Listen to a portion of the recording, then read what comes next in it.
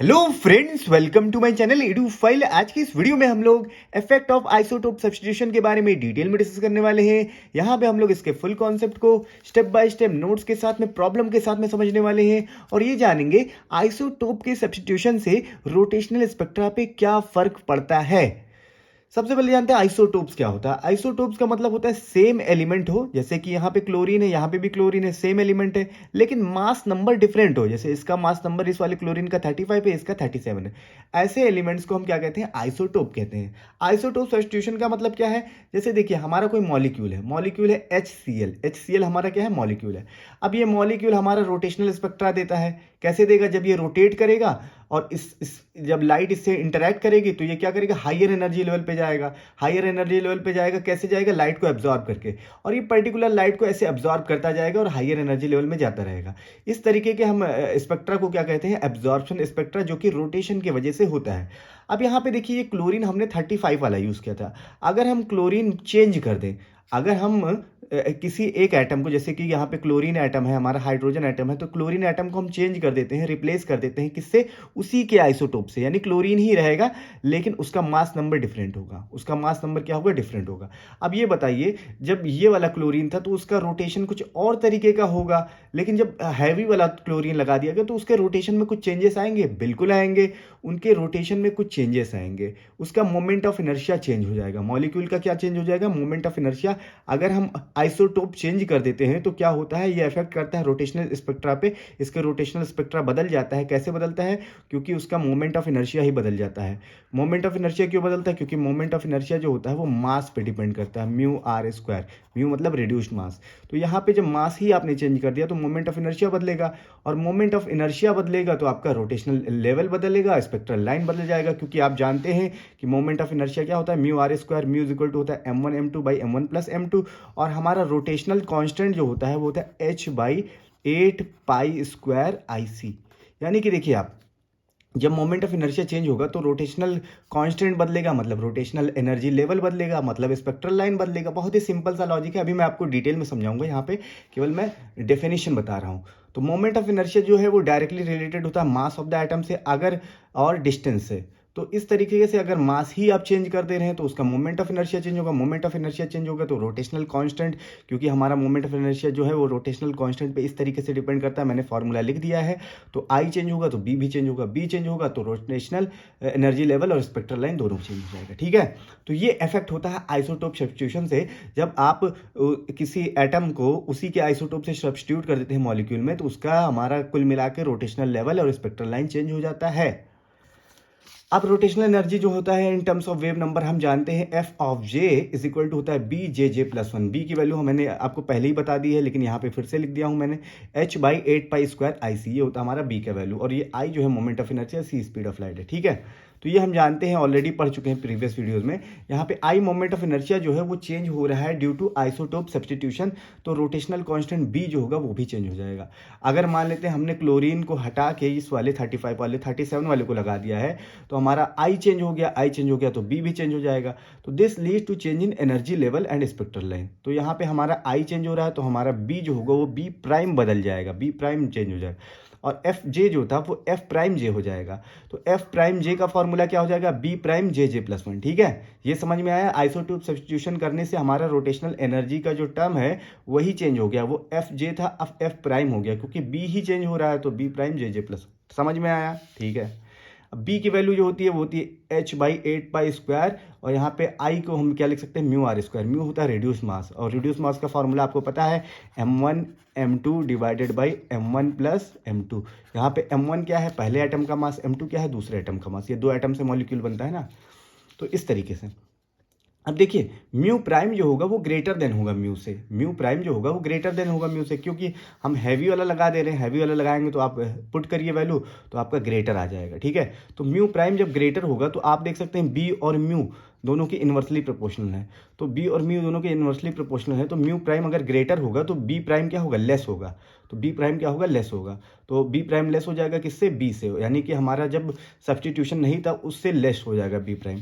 तो F prime जे जो होगा वो किससे लेस हो जाएगा? एफ जे से। इसका मतलब क्या है कि हमारा रोटेशनल लेवल जो है वो घटता जाएगा। वो रोटेशनल लेवल क्या हो जाएगा? घटता जाएगा। पहले रोटेशनल लेवल नहीं घट रहा था, लेकिन अब घटता जाएगा। क्योंकि हमारा एफ प्राइम जे जो है वो कम है। अब देखते हैं कंपेयर करके, बहुत ईजी है तरीके से मैं आपको बता देता हूँ। यहाँ पे देखिए, ये हमारा रोटेशनल लेवल है। यहाँ पे देखिए 0, यहाँ पे आप वैल्यूज़ को पुट करते जाइए, आपको मिलता जाएगा। जैसे 0 रखेंगे तो 0 मिलेगा, 1 रखेंगे जे के, यहाँ पे जे की वैल्यू 0 1 2 3 रख सकते हैं। जे एंगुलर क्वांटम नंबर होता है हमारा, तो यहाँ पे जे की वैल्यू आप 1 रखेंगे तो आपको 2b मिलेगा, 3 रखेंगे तो 6b मिलेगा, ऐसे ऐसे मिलता चला जाएगा। ठीक है, अब यहाँ पे जैसे आप रखेंगे तो आपको ऐसे लेवल मिलते जाएंगे। लेकिन अगर आपने आइसोटोप सब्स्टिट्यूशन कर दिया है तो क्या होगा, ये हमारा एफ जे था, ये एफ जे लेवल है। ठीक है, ये एफ जे लेवल है, और आपको पता है कि एफ जे जो है वो ग्रेटर देन होगा एफ प्राइम जे से।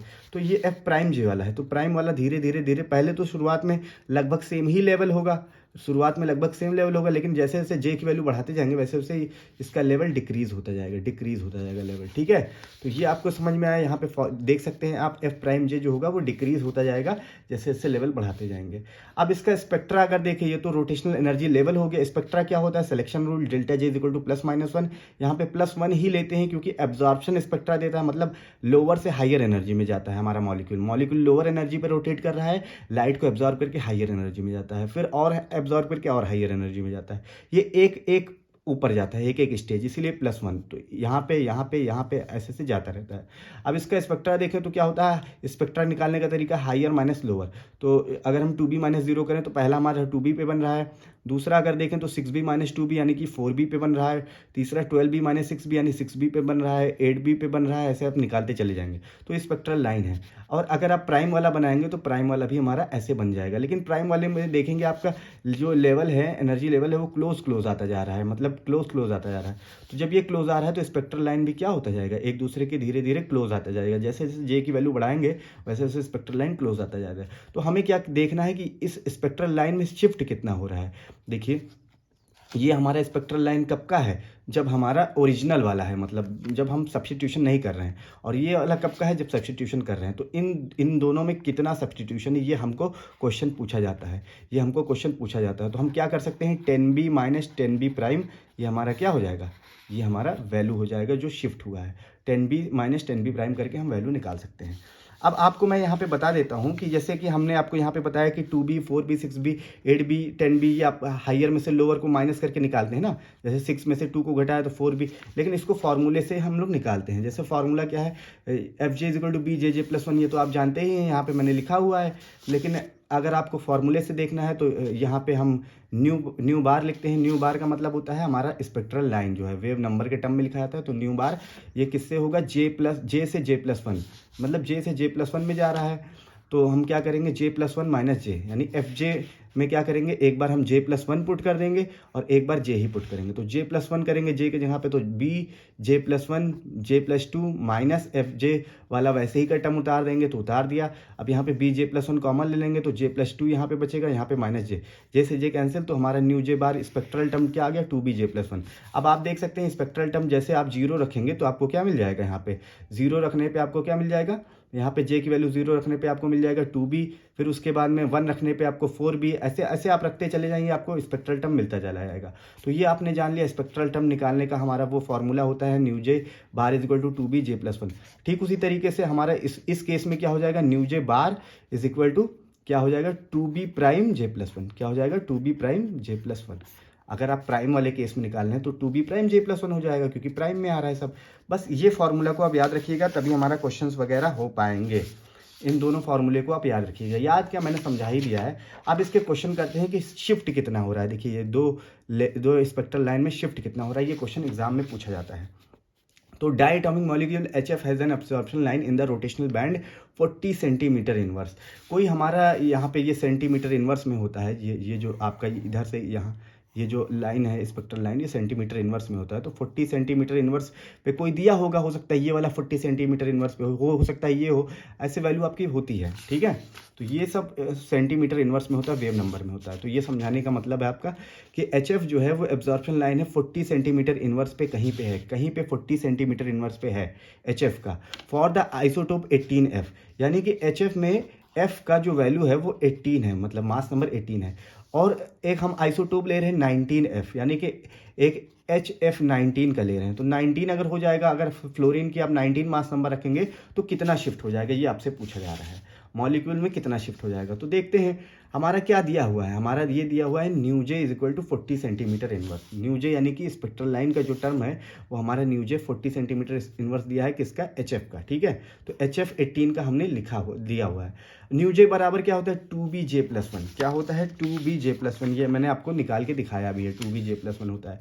तो न्यू जे बार क्या हो जाएगा, 2b(j+1) हो जाएगा, 2b डैश कहेंगे इसको, 2b(j+1) फॉर HF19। ये फॉर्मूला आपने लिख लिया है, आइसोटोप के लिए डैश हो जाता है। अब इन दोनों का रेशियो ले लीजिए, क्योंकि आपको न्यू जे डैश वाला टर्म पता ही नहीं है, न्यू जे वाला पता है, तो दोनों का रेशियो ले लेते हैं, तो इस तरीके से हो जाएगा। अब यहाँ पे 2j+1 कैंसिल हो जाएगा, b(b) बचेगा। बहुत ही सिंपल हो गया है। अब b की वैल्यू क्या होती है, h/8π² IC, आपको पता है। तो b is equal to h/8π², I की वैल्यू होती है μr² इंटू सी, यहाँ पे सी तो इंटू में है, तो आई की μr² होती है। म्यू का मतलब होता है रेड्यूस मास, और आर आपको पता है कि इंटर एटॉमिक डिस्टेंस होती है।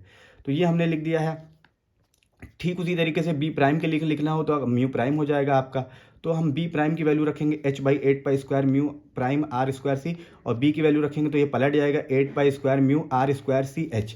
ठीक है, तो यहाँ पे आप कैंसिल आउट कर देंगे बाकी टर्म को, तो हमारा क्या बचेगा, सिर्फ म्यू/म्यू प्राइम, π², 8π², r²c h कैंसिल हो जाएगा, केवल क्या बचेगा, म्यू/म्यू प्राइम। अब म्यू निकालने का तरीका क्या होता है, म्यू होता है हमारा m1 m2/m1 + m2।